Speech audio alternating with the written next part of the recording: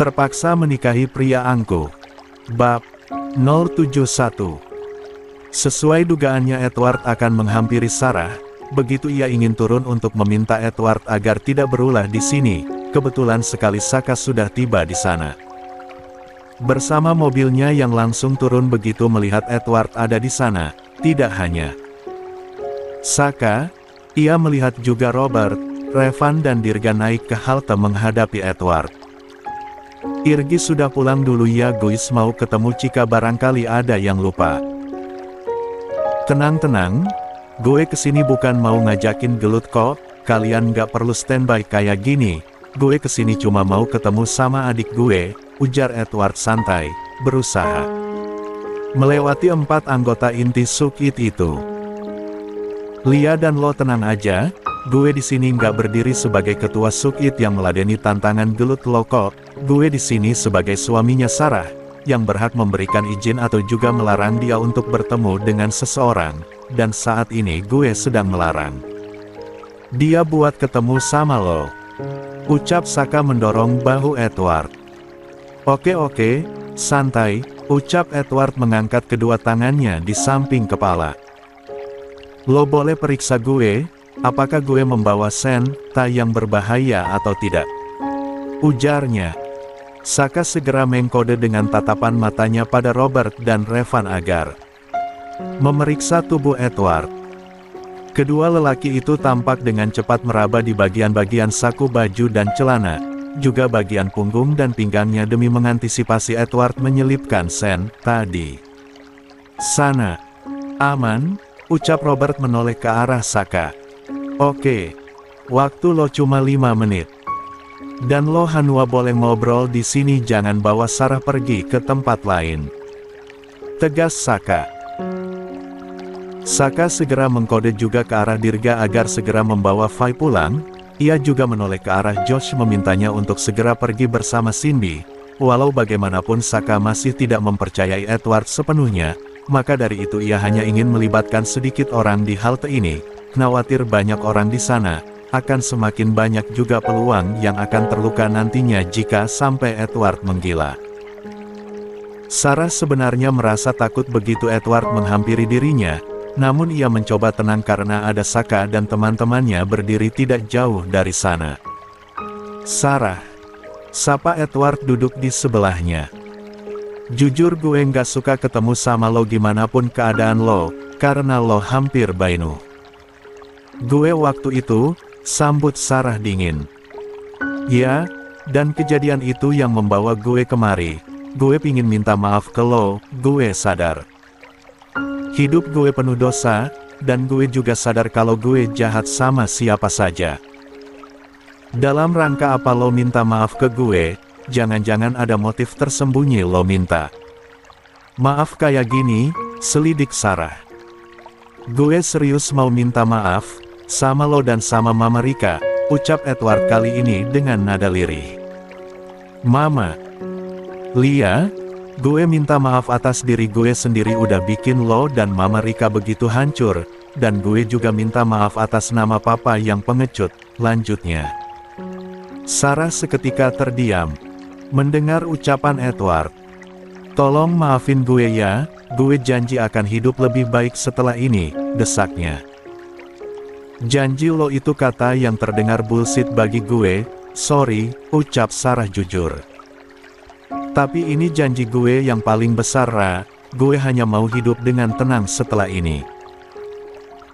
Saat gue tahu kalau kita berasal dari benih yang sama, kita bersaudara, awalnya aku memang tidak terima, tapi setelah kemarin gue bertemu dengan seseorang gue sadar, ada banyak seseorang yang telah menjadi korban keegoisan gue selama ini, dan gue nggak mau semakin jadi jahat nanti, gue mau anggap lo sebagai adik, gue akan jagain lo dari jauh, gue janji," lanjutnya.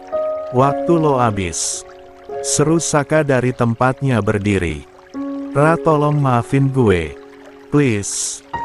Revan dan Robert menarik paksa Edward agar segera pergi, karena waktu yang Saka berikan telah habis. "Ra, Clea Sel, ucap Edward lagi penuh permohonan sambil berusaha melepaskan diri dari cengkraman Robert dan Revan. Lia, gue mau maafin lo, ucap Sarah pada akhirnya. Dengan syarat jangan muncul di hadapan gue lagi setelah ini, pintanya Edward. Mengangguk tersenyum lega mendengarnya. Sore ini ya, di rest area minimarket dekat rumah lo, gue tunggu di sana. Kalau lo nggak datang, jangan harap gue bisa bikin hidup adik lo tenang. Edward. Yuki membaca sebuah pesan tertulis di dalam memo kecil di kotak yang Cindy berikan padanya tadi. Dia tahu siapa Edward lelaki yang malam itu ingin menghabisinya. Dan meskipun ia tidak takut, tapi ia khawatir lelaki itu akan mengganggu hidup Cindy. Oleh karena itu ia putuskan untuk menemui Edward sore ini. Padahal di surat itu, ancaman yang Edward tulis untuk mengganggu Cindy hanyalah kebohongan, karena jika tidak demikian ia yakin jika Yuki tidak mau datang. Yuki telah datang menemui Edward di rest area minimarket dekat rumahnya, lokasi. Seperti yang dijanjikannya. Hai, sapa Edward yang melihat Yuki tampak celingukan mencari sosoknya. Kenapa masih mengancam akan mengganggu Cindy? Tanyanya to the point. Demi lo. Jawabnya singkat. Demi gue. Lia, gue sengaja bikin ancaman itu demi lo biar mau ketemu sama gue malam ini. Oke, gue udah ada di sini, terus mau lo apa?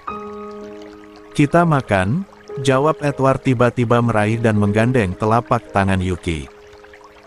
Tentis saja aksi Edward barusan membuat perempuan itu terkejut. Jangan dilepas, kita akan berjalan seperti ini sambil cari makan, aku sudah lapar. Tegas Edward mengeratkan genggaman tangannya sebab Yuki terlihat ingin melotoskan dirinya. Tapi, hari ini gue ulang tahun, dan semua temen juga keluarga gue nggak ada yang inget, gue lapar, gue pingin makan, tapi nggak punya temen, makanya gue pingin makan sama lo aja, ungkap Edward tanpa menoleh. Mendengar penuturan lelaki itu barusan, Yuki membiarkan Edward menggandengnya. Ia merasa kasihan juga padanya. Makanya jadi orang jangan jahat-jahat nggak punya temen kan, kata Yuki begitu berani. Edward menoleh ke arahnya sambil tertawa. Lo berhasil. Jawabnya seketika menatap Yuki begitu dalam. Hah? Berhasil apa? Lo berhasil dapetin hati gue, jawabnya. Tapi, SSSTTTL, Edward mendesis sambil menempelkan jari telunjukannya ke depan bibir Yuki. Ilya gue tahu, tapi lo nggak suka kan sama gue. Tebaknya. Yuki hanya mengangguk. Gue mau lo pura-pura suka sama gue malam ini aja, setidaknya gue merasa dicintai di hari ulang tahun gue, ucapnya tertunduk. Yuki bisa merasakan perasaan terabaikan dari lelaki itu, ia juga bisa melihat sorot kesepian dalam matanya. Baiklah, kita akan makan apa? Tanya Yuki membalas genggaman tangan Edward. Apa aja lo lagi mau makan apa? Lelaki itu balik bertanya. Gue pingin nyicipin jajanan di street food, udah lama kepingin, tapi mama enggak pernah izinin gue sama Cindy keluar malam-malam, ungkapnya. Gue tahu street food yang lengkap dan enak-enak, nggak jauh kok dari sini, dan jam segini udah buka, jadi abis beli nanti kita pulang, nggak sampai larut, biar nggak kena marah nyokap lo.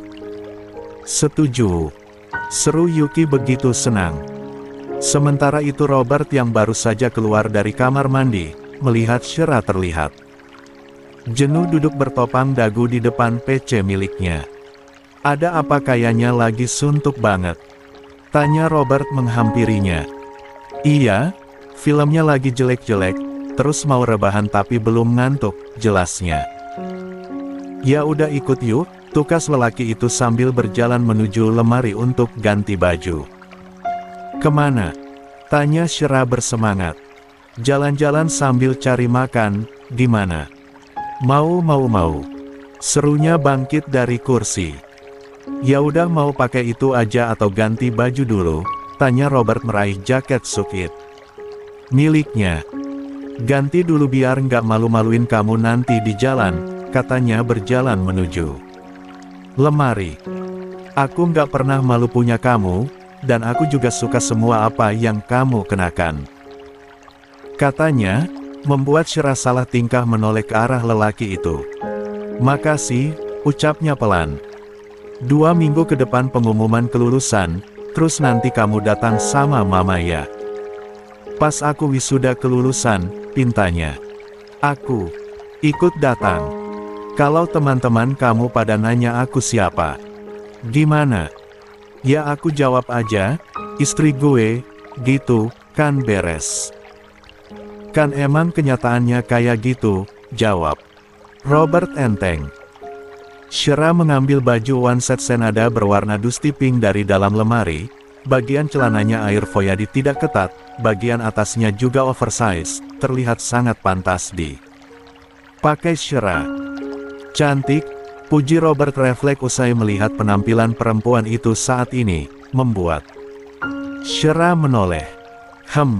Ada apa? Tanyanya yang rupanya kurang mendengar ucapan Robert. Enggak, ya udah berangkat yuk, aku izin mama dulu nanti. Di kawasan street food yang ramai karena banyaknya orang berwisata kuliner malam ini.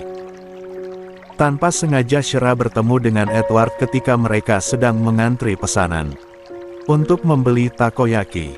Edward, ucapnya begitu shock. Lelaki yang merasa namanya disebut itu segera menoleh. Lah melihat Shira berdiri di sampingnya. Robert dengan segera merangkulkan tangannya ke pundak Shira. Menatap Edward tajam. Sementara itu Edward menatap Shira dan Robert bergantian. Dia milik gue sekarang, jangan ganggu dia lagi. Tegasnya. Shir. Anak lo udah lahir, tapi dokter tidak bisa menyelamatkannya, kata Shira langsung pada intinya. Shir gue udah maafin lo, yang ninggalin gue di saat gue terpuruk bahkan gue mencoba mengakhiri hidup, lanjutnya. Dan dia datang buat nolong gue, dia juga memberikan makan dan tempat tinggal ke gue, orang tuanya juga menikahkan gue sama dia, gue resmi punya dia, ungkap Shira dengan nada bergetar, jujur dia masih takut bertemu Edward malam ini. Mau beli jajan di tempat lain? Tanya Robert. Shira mengangguk singkat. Jangan ganggu dia, kalian sudah hidup masing-masing saat ini, pungkas Robert. Membawa Shira pergi. Sementara itu Yuki tampak datang menghampiri Edward usai mendapatkan pesanannya. Ada apa? Tanya Yuki memandang ke arah perginya Shira dan Robert. Sumber dosa gue di masa lalu, ucapnya. Mantan. Ilya. Dia sudah menemukan orang yang sangat tepat, kata Edward. Terus lo gagal move on. Kepikiran dia lagi. Enggak, gue kan juga udah menemukan orang yang tepat. Oh ya, siapa? Di mana? Tanya Yuki celingukan. Orang itu, lo. Yang ada di depan gue saat ini. Gue. Lia. Kenapa? Kan tadi gue juga udah bilang kalau lo udah berhasil menangin hati gue. Jadi orang baik dulu, baru menemukan yang terbaik, ucap Yuki. Gue akan sabar nungguin lo, Yuki. Nih ayo kita makan aja dulu, perempuan itu mengalihkan topik pembicaraannya. Shira kamu nggak apa-apa kan? Tanya Robert cemas. Aku beruntung Robert. Edward nggak ngomong macem-macem nggak bertingkah di luar nalar tadi, mungkin karena ini adalah tempat publik, ucap Shira menghela nafas lega. Aku pikir dia tadi datang mengantri bersama seseorang, karena aku melihat dia membawa tas kecil berwarna pink, kata Robert yang tidak sengaja melihat Edward sedang membawa tasnya Yuki yang sedang mengantre. Dan itu pasti bukan tas dia kan? Ping lo, lanjutnya. Dia datang bersama cewek. Kasian sekali cewek itu. Tapi tadi di siang di sekolah, aku lihat dia minta maaf loh ke Sarah, adiknya. Minta maaf. Ulang Shera tidak percaya. Dia juga menitipkan sesuatu pada Cindy untuk diberikan pada kakaknya. Mereka berdua terus ngobrol sambil mencari makanan yang tepat.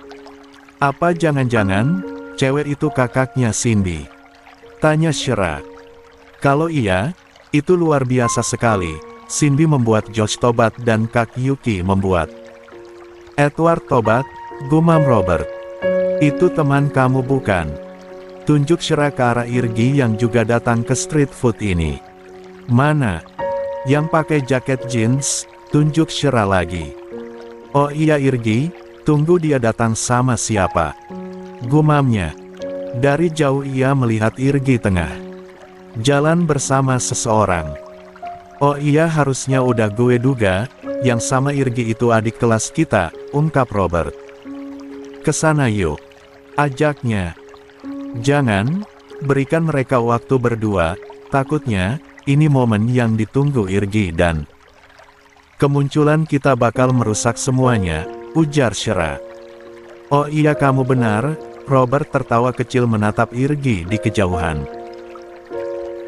Dua anak kecil sedang berlarian sambil membawa satu tabung kembang api, yang baru saja mereka beli dari toko mainan, untuk merayakan acara tahun baru. Malam ini kurang lebih pukul 9 malam, namun suasana jalan sedang sepi karena hujan turun rintik-rintik mulai membasahi kota. Ayo Saka, buruan nanti papa dan mama nyariin kita, ketahuan beli kembang api pasti kita akan kena marah, seru seorang bocah yang mirip dengannya sambil melambaikan tangan untuk menyeberang ruas jalan. Bentar, aku masih nyimpen kembang apinya ke dalam jaket, kalau kena air hujan nanti nggak bisa dinyalain. Balas Saka dari atas trotoar sambil sibuk memasukkan kembang api itu ke balik jaketnya. Hujannya nggak deras, airnya nggak bakal masuk ke bungkusnya kok, ayo buruan. Serunya lagi masih melambaikan tangan ke Saka. Namun tiba-tiba mereka dikejutkan oleh sekelompok pria dewasa dengan motor-motor besarnya dan serta knalpot meraung-raung memekakkan telinga melaju begitu kencang dari arah selatan menguasai ruas jalan tersebut. Arkana, minggir, ada motor banyak, teriak Saka memanggil saudara kembarnya. Arkana panik dan berlari menuju arah trotoar untuk kembali pada Saka, namun naas, tubuh kecilnya terpental akibat ditabrak oleh salah satu pengendara geng motor tersebut. ARKANAA, teriak Saka. Tidak habis sampai di sini arogansi raja jalanan tersebut belum berakhir. Arak-arakan geng motor itu bukannya berhenti karena salah satu anggotanya menabrak anak kecil, anggota lainnya ikutan mel das tubuh Arkana, motor di belakangnya juga, di belakangnya. Lagi mereka terlihat sengaja tidak menghindari. Mereka menganggap tubuh manusia kecil itu layaknya polisi tidur yang bisa dilindas sesuka hati.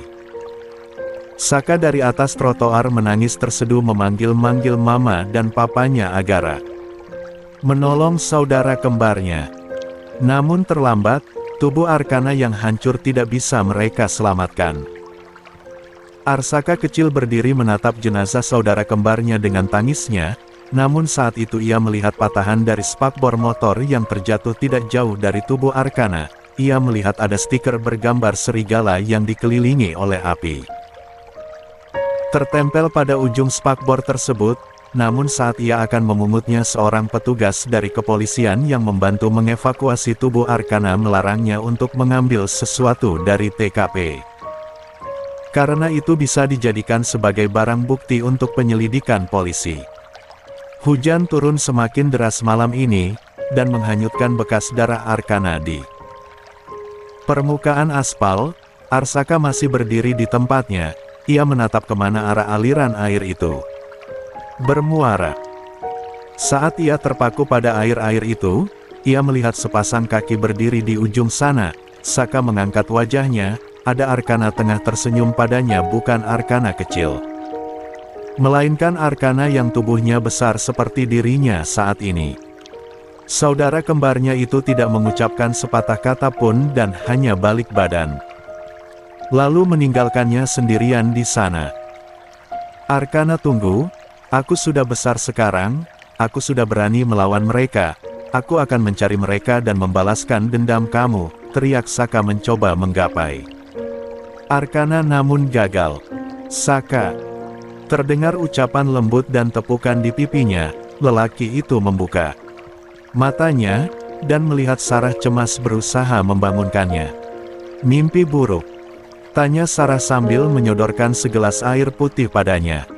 Saka segera bangun dan menerima gelas tersebut lantas meminumnya. Mimpinya yang barusan sangat jelas, gumamnya. Mimpi apa? Bukan apa-apa, ini tidak penting kok, kata Saka langsung bangkit dari tidurnya dan menuju meja belajar Sarah. Mau belajar? Kita kan sudah selesai ujian. Saka diam, ia mengambil sembarang kertas dan bolpoin milik Sarah lantas membuat sketsa di atasnya. La menggambar serigala yang sedang dikelilingi oleh api, meskipun tangannya sering terhenti karena ia harus mengingat kembali detil mimpinya tadi. Melihat Saka yang sibuk, Sarah tidak ingin mengganggunya dengan pertanyaan-pertanyaan, ia kembali merebahkan diri di ranjang dan meneruskan tidurnya. Saka mengambil HP-nya dan memfoto gambar tersebut. La lantas mengirimkannya ke Revan. Van, lo tahu ini gambar apa?